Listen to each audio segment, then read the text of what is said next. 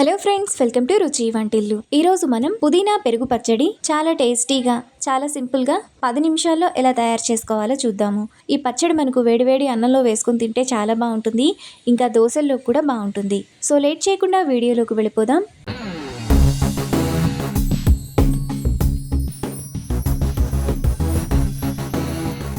ముందుగా పుదీనా పెరుగు పచ్చడి చేసుకోవడానికి స్టవ్ మీద ప్యాన్ పెట్టుకొని అందులో 1 టేబుల్ స్పూన్ ఆయిల్ వేసుకోవాలి. ఆయిల్ వేడైన తర్వాత కారానికి తగినట్టుగా 5-6 పచ్చిమిరపకాయలు, 4 పుదీనా కట్టలను ఒలిచి కడిగి వేసుకోవాలి. ఇప్పుడు ఒక 2-3 రెబ్బల చింతపండు, చిన్న చిన్న ముక్కలుగా కట్ చేసుకుని ఒక పెద్ద టమాటా త్వరగా మగ్గడానికి కొద్దిగా ఉప్పు వేసుకొని ఒక 2 నిమిషాల పాటు మీడియం ఫ్లేమ్లో కలుపుకోవాలి. పుదీనాలోని లేత కాడల్ని కూడా మనం వేసుకోవచ్చు. పచ్చడిలోకి టేస్ట్ చాలా బాగుంటుంది.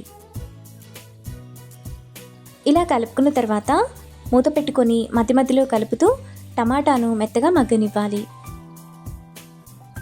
టమాటా ఈ విధంగా మగ్గిన తర్వాత మరో నిమిషం పాటు మీడియం ఫ్లేమ్లో కలుపుకోవాలి. 1 నిమిషం తర్వాత పుదీనా టమాటా కూడా మనకి ఈ విధంగా బాగా వేగిపోతాయి. ఇప్పుడు స్టవ్ ఆఫ్ చేసుకొని చల్లారనివ్వాలి. పుదీనా చల్లారిన తర్వాత మిక్సీ జార్లోకి వేసుకోవాలి.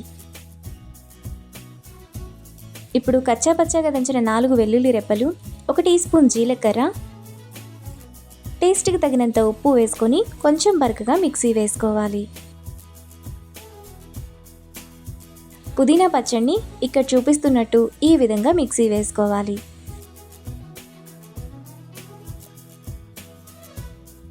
ఇప్పుడు ఈ పచ్చడిని ఒక బౌల్లోకి తీసుకోవాలి.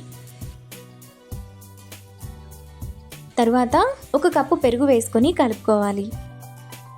పెరుగు మీరు కావాలనుకుంటే ఇంకొంచెం ఎక్కువ కూడా వేసుకోవచ్చు.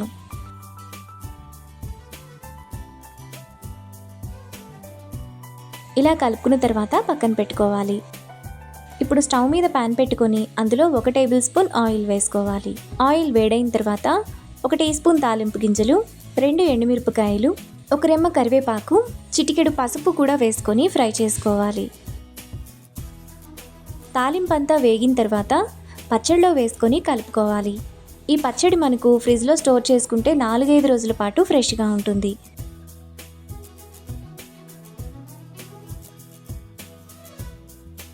మనకు చాలా టేస్టీగా పుదీనా పచ్చడి రెడీ అయిపోయింది. ఇప్పుడు ఈ పచ్చడిని వేడివేడి అన్నంలో వేసుకుని తింటే ఎంతో టేస్టీగా ఉండే పుదీనా పెరుగు పచ్చడి రెడీ.